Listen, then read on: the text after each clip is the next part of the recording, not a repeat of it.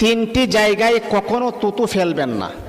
তিনটি জায়গা এমন রয়েছে যেখানে তুতু ফেললে আল্লাহ পাক রব্বুল আলামিন আপনার হায়াতের ভিতরে আমার আল্লাহ অবরকত দান করে দিবেন, আপনি কখনো সফলতা খুঁজে তালাশ করে পাবেন না। এই তিনটে জায়গা কোথায়?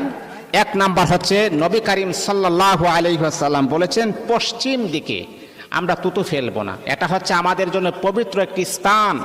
পশ্চিম দিকে আমরা আল্লাহ পাক রব্বুল আলামিনের কাবা ঘরকে লক্ষ্য করে আমরা সেজদা করি, সেখানে তুতু ফেলা যাবে না।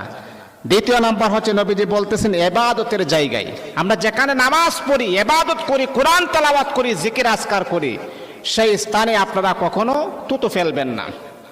যেমন ধরেন আমরা যখন মসজিদের মাঝে আসি নামাজ পড়ার জন্য, আল্লাহ তাআলার গোলামি করার জন্য আসি, মসজিদের ভিতরে আপনি কখনো তুতু ফেলবেন না, নাপাক কাজটা করবেন না, তাহলে কিন্তু আপনি গরিব হয়ে যাবেন, ভয়ঙ্কর রোগ আপনাকে আক্রান্ত করতে পারে।